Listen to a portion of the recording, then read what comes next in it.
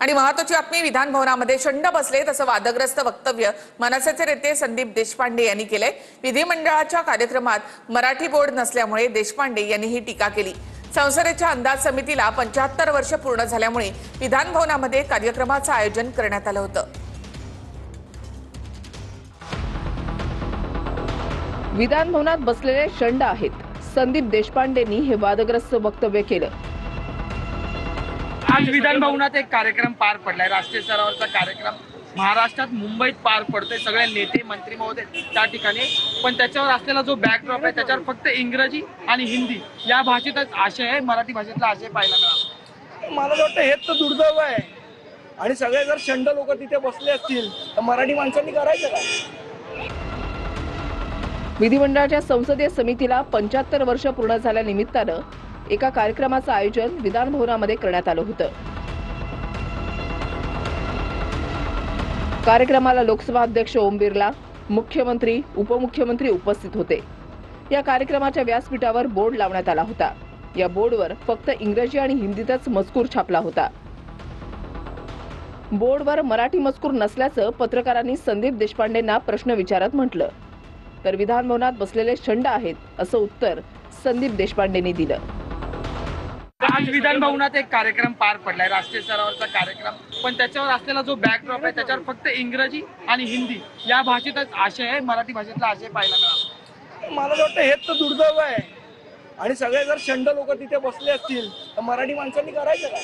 संदीप देशपांडे सुद्धा या सभागृहाचे एका काळामध्ये सभासद राहिलेले आहे। त्यामुळे महाराष्ट्राचं हे सर्वोच्च सभागृह आहे आणि या सभागृहाच्या लोकांमध्ये बसलेल्यांना शंड म्हणणं मला तरी वाटतं की हे संस्कृतीला शोभून नाहीये। तर मग बाकीच्या गोष्टी खालच्या लेवलवर जाऊन आम्हालाही बोलता येऊ शकतात।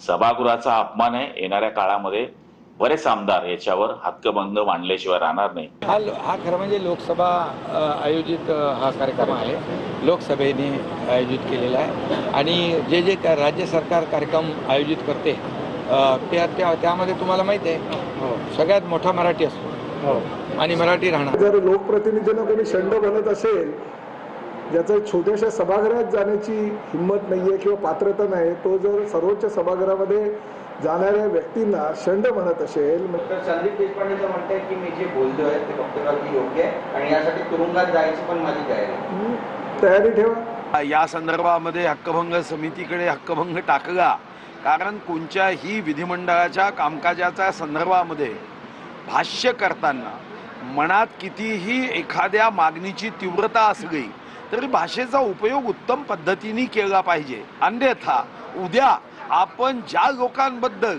अशा शब्दांचा उपयोग करतो त्यांनाही देवानी तोंड दिलंच आहे, त्यांच्याही डिक्शनरीमध्ये असे शब्द असू शकतात, हे विसरता कामा नये। ठीक आहे, माझा शब्द झोंबला असेल पण त्याच्यावर त्यांनी विचार केला पाहिजे। बाकी राहिला हक्काभंगाचा विषय, त्या कारवाईला मी सामोरं जायला तयार आहे। उद्या मला जर जेलमध्ये जायची वेळ आली तर मराठी भाषेसाठी मी जेलमध्ये जायला तयार आहे। संदीप देशपांडेंचं शंडमिंड म्हणणं ठीक नाही आहे, पण त्यांचं म्हणणं योग्य आहे। कारण महाराष्ट्रामध्ये मराठीचा कायदा पास झाला, न्यायालयाने मराठीचे आदेश दिलेत आणि असं असताना मंत्रालयामध्ये किंवा विधान भवनमध्ये हिंदी आणि इंग्रजी बोर्ड लावणं हे आम्हाला शोभादायक निश्चितपणे नाही। ज्यावेळेला आम्ही मराठी भाषेला राजभाषा मिळावी म्हणून आग्रह करत होतो, आज आम्हाला ते मिळाले। असं असताना मराठीचा अवमान करण्याचा नैतिक अधिकार आज कुणाला नाही आहे आणि ते होता कामा